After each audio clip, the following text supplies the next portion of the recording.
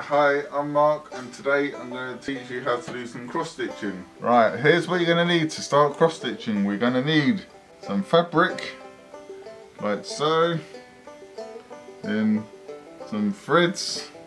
Doesn't matter which ones you need. Always check your book for it. So I've got 5 different colours here, so ranges. Then you're going to need some scissors. I prefer cross stitch, but you can use normal scissors. And some needles. Doesn't matter how many you get, if you can either have one or a load. And then you're going to need a cross stitch book with different patterns, which I prefer these ones to start off with for beginners. But it doesn't matter what one you choose as long as it's nice and simple.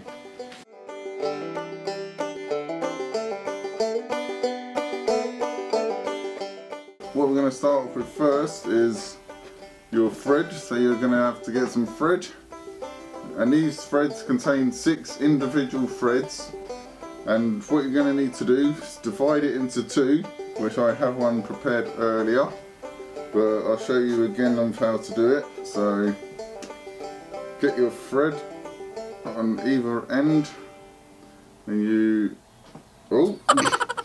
not drop it obviously. Find the 2 ends, dividing it without trying to make it into a knot, which hopefully I can try and, oh there we go, which I've done it first time. Then you lay them to a side, or one to a side. Get the end of the string, then you knot it, which I'd say knot it about 5 times. So 1,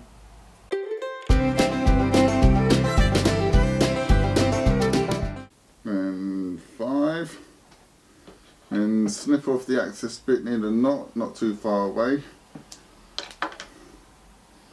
Then just put that to the side. Then you get your needles.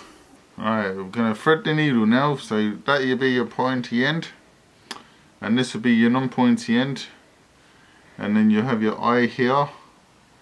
So let me just so your eye will be that end, and your pointy bit would be that end, so you get the eye end. Then to thread it, you have to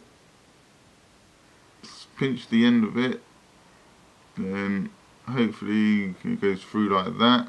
And to know that it's gone through, to get the end of it, and then yank it a bit, and if it doesn't come off the needle, then you know it's through. So your fabric, either side you can do, because they're both the same. I'll always start off in the bottom, but I'm going to start off roughly in the middle. Now we're going to show you how to thread a needle, do a first cross stitch. So you're going to put it into the hole. If I can find it, there we go.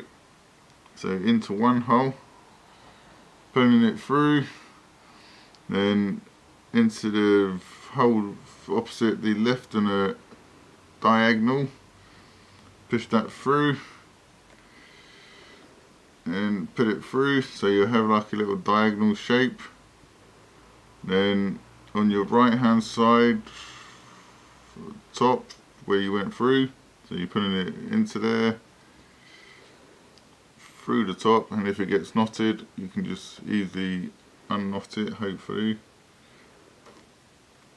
So you're getting the knot like that, pulling it, pull it outwards, and then your knot's unknotted.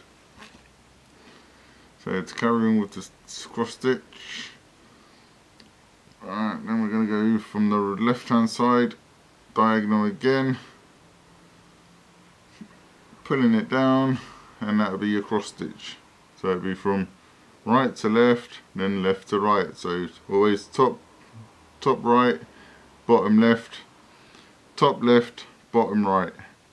Either angle you go to, it will still come up as the same cross stitch. But always make sure you remember how many squares you got, so always look at your book or your design of what you're doing and count how many squares there is. So with mine I have to go 1, 2, 3, 4, 5, 6 up, so I'm going to go 6 up now quickly. 1,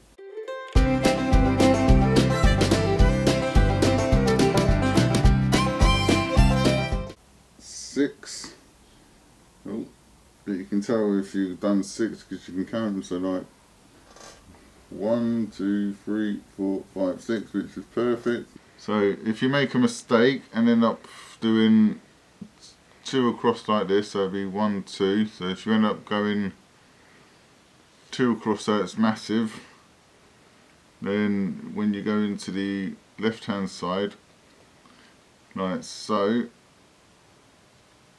and it'll look terrible because you have that bit there which you're not meant to have. So what you do is take off the thread from the cross stitch or from the needle, and where you went wrong you can, like,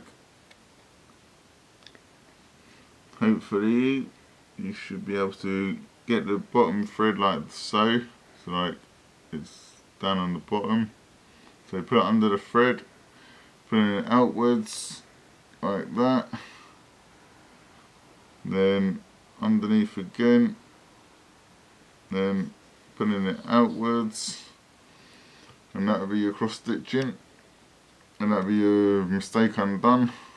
And that'll be the back side, so there's quite a bit on the back, so it'll be easier to knot your thread when you've finished or get to the end, which I'm going to show you how to do now.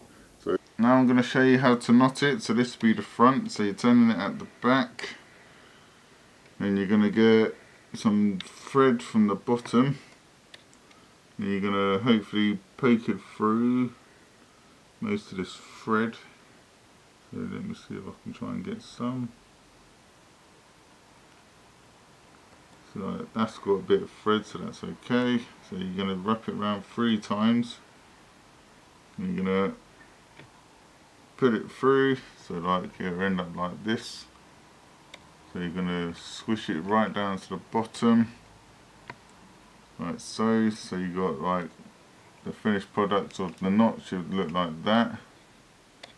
Then we're going to grab our scissors and go quite close to the bottom of the knot and just snip the ends off, and then that'll be your knot done then. Then hopefully that won't undo.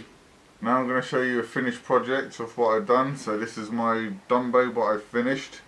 So that'll be the front of it, so it looks quite nice and there's no like mistakes or like dodginess on it.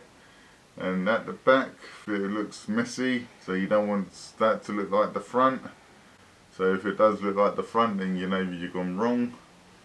So like with this, when you feel the back, you can feel like all the knots and all the cross stitching of where you've like knotted or where you've like overlapped on it. And if you go to the front, it looks nice and smooth, and that way. And then when it's nice and smooth at the front, you know that you've done it perfect and there's no knots.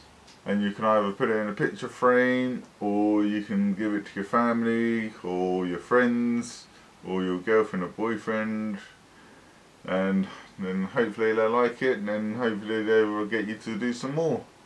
And that's all for today, and I hopefully see you next time.